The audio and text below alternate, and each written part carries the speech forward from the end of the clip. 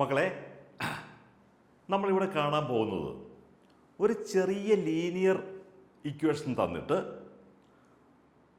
അവിടെ ആ linear equation ഒരു പോളിനോമിയലിൻ്റെ ഫാക്ടറാണോ, ഒരു ക്വാഡ്രാറ്റിക് പോളിനോമിയലോ അല്ലെങ്കിൽ ഒരു ക്യൂബിക് പോളിനോമിയലോ അതിൻ്റെ ഫാക്ടറാണോ എന്ന് ചെക്ക് ചെയ്യുന്ന ഒരു മെത്തേഡാണ്. നമുക്ക് ക്വസ്റ്റ്യൻ നോക്കാം. Determine which of the following polynomials has x+1 A factor. അതായത് അവരൊരു 4 പോളിനോമിയൽ നമുക്ക് തന്നിട്ടുണ്ട്. ഇതിലൊക്കെ x+1 ഫാക്ടർ ആണോ എന്നാണ് ചോദ്യം. നമ്മൾ ഇത്രയും ചെയ്താൽ മതി.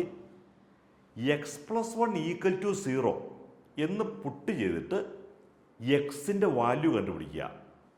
ആ വാല്യൂ ഇവിടെ കൊടുക്കുമ്പോൾ px 0 ആകുവാണെങ്കിൽ x+1 അതിൻ്റെ ഫാക്ടർ ആയിരിക്കും. സാർ കാണിച്ചു തരാം.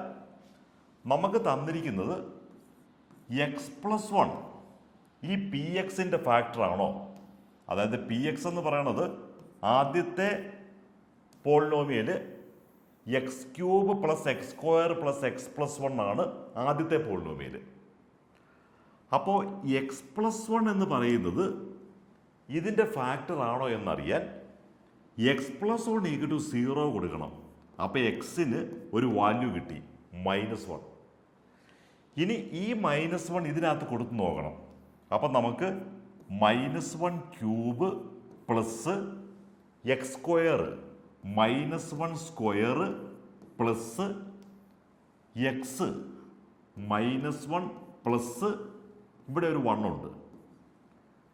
നോക്കിയേ, -1ൻ്റെ ക്യൂബ് -1 ആണ്, -1ൻ്റെ സ്ക്വയർ 1 ആണ്, -1 + 1. ഇത് കാണുമ്പോഴേ അറിയാം 0 ആണ്. ദാ -1ഉം +1ഉം 0 ആയി, -1ഉം +1ഉം 0 ആയി, ഇത് 0 ആയി. അപ്പം നമുക്ക് പറയാം x+1 is A factor of this polynomial. അതുപോലെ തന്നെ x+1 ഇതിൻ്റെ ഫാക്ടർ ആണോ എന്നറിയാൻ വേണ്ടി എന്ത് ചെയ്യണം? x+1 = 0, x = -1.